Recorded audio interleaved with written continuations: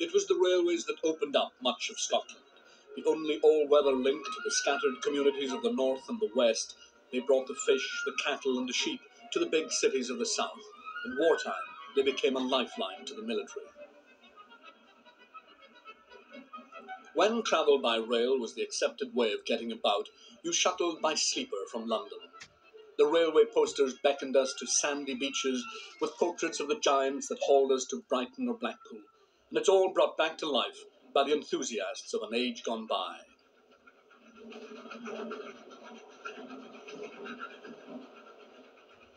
Nearly 40 years after she was built at Doncaster, the Union of South Africa steams gently over another monument to the railway engineering age.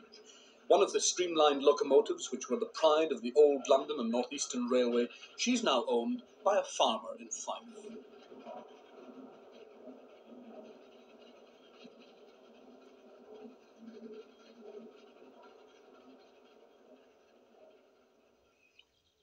During the latter part of the 19th century, railway companies blossomed. They vied with one another to be first to serve the towns and villages of Scotland. Some were short-lived and were soon swallowed up by larger companies. But over a century later, their names linger on. Highland, Great North of Scotland, Dingwall and Skye, Inverness and Perth Junction.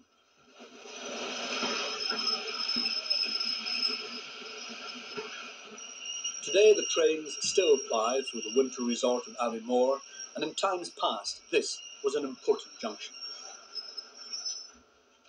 Here on the old Highland Railway you changed trains for the line that ran along the River Spey to Inverness.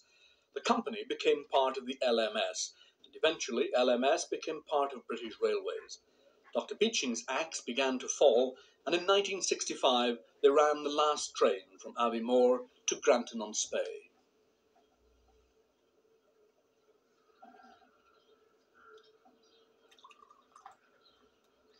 For 6 years the line remained derelict.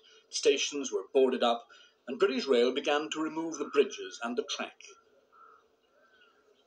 There were moves by those who thought that this might be the ideal place to set up Scotland's first preserved steam railway. A daunting task, with the signalling equipment gone and much of the property vandalised. In 5 years, though, the Strathspey Railway Association, as the enthusiasts had called themselves, had raised enough money to get to work on the line and try and turn it into a viable business. And very soon now, the transformation scene will be open to the fare-paying public.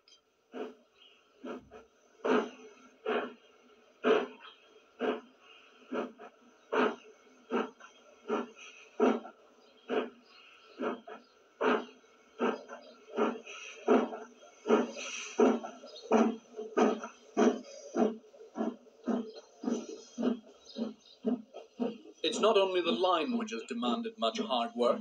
When they arrived, they had to acquire rolling stock, coaches, wagons, and locomotives.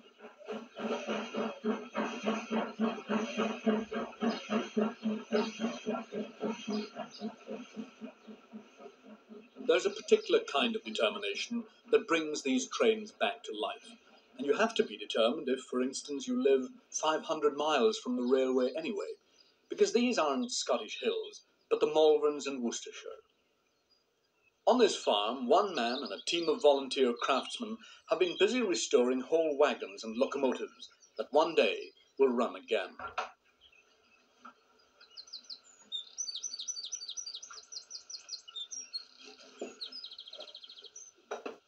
From a stable full of assorted bits of steam engine, coupling rods, lubricators, gauges, nuts, bolts, and rivets, will come another locomotive to add to an astonishing credit of coaches which have been transformed back to their former glories. Some of the items that have been finished are already in use on the Speyside Railway. Whatever he tackles, Farmer Ted Watkinson will demand perfection, yet his passion for this pastime remains a simple one. I've always been an enthusiast for the old Highland Railway, and the Strathspey is working over metals that were, of course, originally Highland, i.e. between Aviemore and Boat of Garton. I admit it's a long way away, and to that extent somewhat frustrating at times that I can't go there as often as I'd like to do.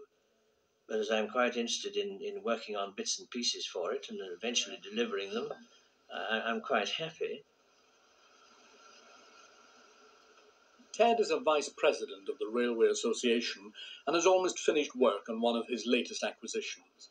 Back in the 60s, he came upon this wreck of a wagon in a siding in the Highlands. In fact, it turned out to be an important link with the original company, a Highland Railway luggage van built over 100 years ago.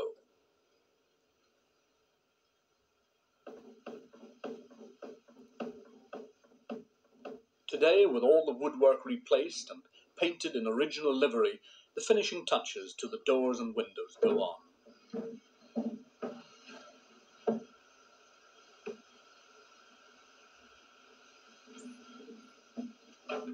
Back up at Strathspey, there's usually a small group of workers engaged in a number of projects, mostly at weekends. In the summertime, members who live further afield often decide to spend their holidays working on the railway. Members, real enthusiasts, of course, can live all over the country, and we have members, to my certain knowledge, that go all the way from Southampton to Aviemore, and from Guildford to Aviemore, and elsewhere in England. If you're a real enthusiast, you can go a long way, but you can't go so often.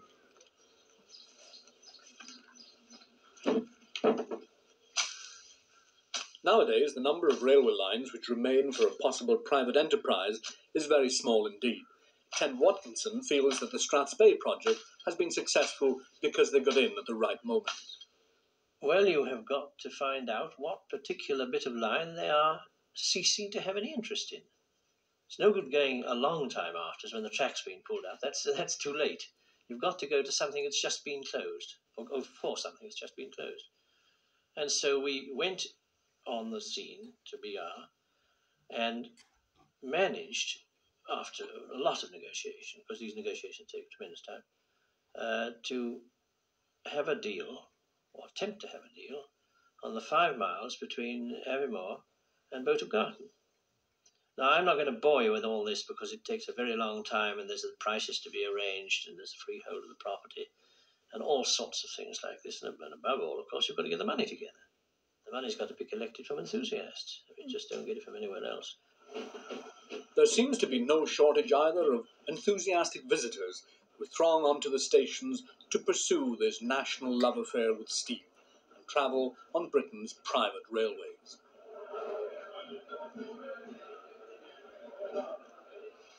Passenger numbers have been increasing steadily to make many of them the only profitable railway enterprises in the country.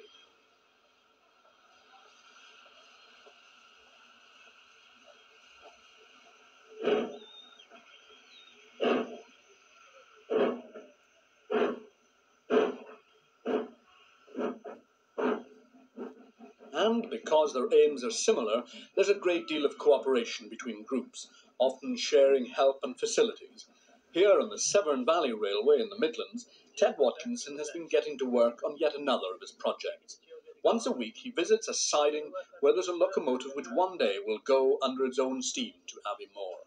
Number 46512, known in the business as an Ivad Class 2. Ted first saw it on this branch line in North Wales in 1963. In 1965, she made her last journey to a scrapyard in South Wales. Eventually, he arranged to buy the engine and had it transported from Wales to the Severn Valley line. Since then, he and a group of volunteers have been tackling a decade of rust and corrosion, removing old parts, rebuilding or replacing them.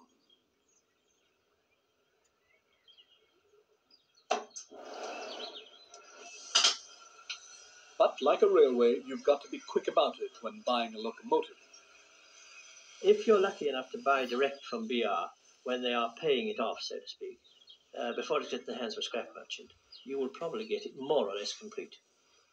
If it's got into the hands of a scrap merchant, then it may well have lost certain items, particularly sort of non-ferrous metals, that's the brass content, copper and that sort of thing.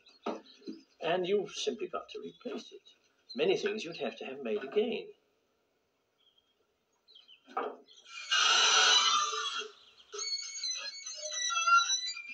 The locomotives we bought from Barry had been standing there for 6 or 7 years, during which time most of this non-ferrous metal disappeared from it, for obvious reasons, because the scrap merchant had wanted to cash in on them, and these are the valuable parts of the loco.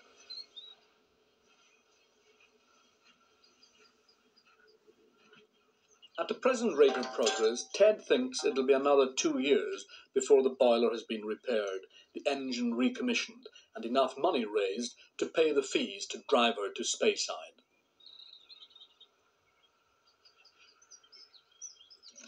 But for the moment, the railway is going to need all its cash for more important uses. They still have to make the final payment to British Rail for the track and jump one final legal hurdle. When you have got the thing in what you consider running order, you've purchased your rolling stock, your locomotives are in good shape, and your track is as it should be, and your sleepers are all right, and all the sort of things that wanted replacing have been replaced, you then get in touch with the Department of the Environment, who will come and give you the final check-over, and actually it takes quite a time because they've got to make several visits, to see whether this is a suitable proposition on which you can carry the public safely. And this really is something that you've got to do before you ever carry a passenger. You've got to get what is called a light railway order. You don't just get it because it happens to be right. You've got to pay a certain amount of money for the privilege of getting it as well. But above all, the line has got to be adjudged to be safe and absolutely foolproof.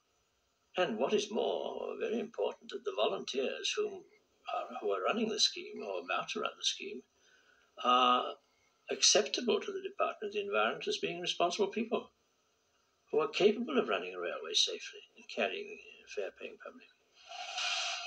5 years is a long time to sustain the interests of volunteers and attract newcomers as well.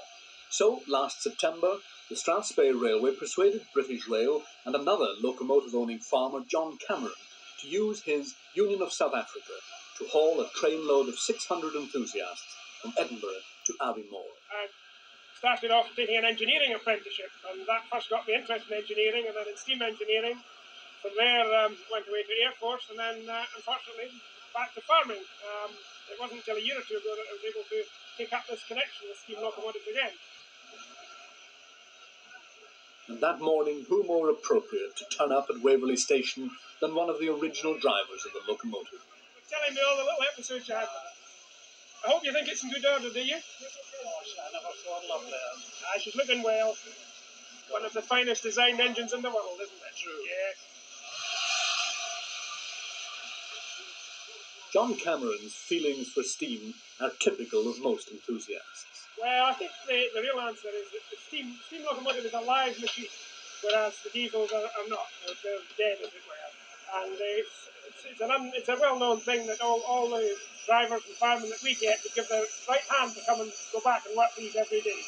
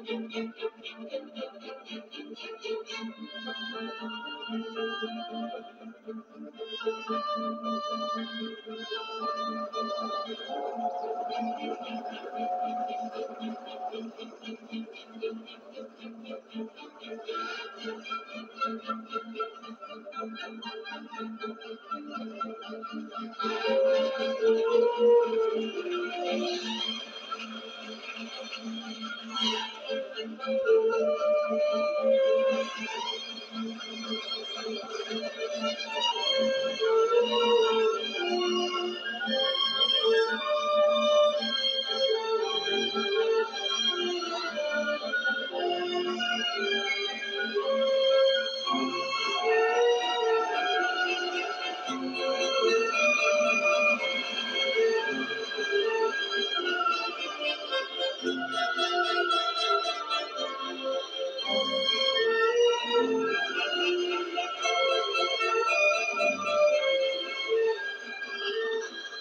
a great attraction to steam engines because of all the machines produced by man, I think the steam engine is the most human of them all. A very temperamental machine.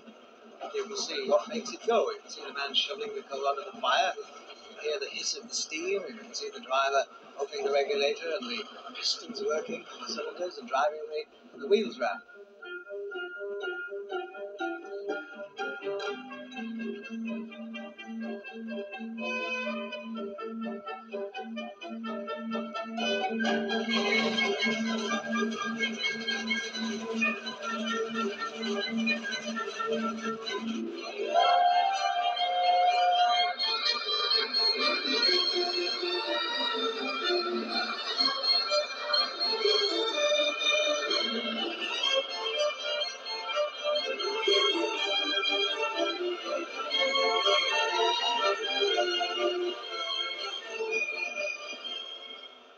The railway catering is strictly today's. For most on board, everything else is a trip back into the past. I was brought up beside the railway at Allenmouth in Northumberland, and the particular class of engine on this train, the A4, hadn't had a run behind one for about 14 years. It's nostalgic memories, really.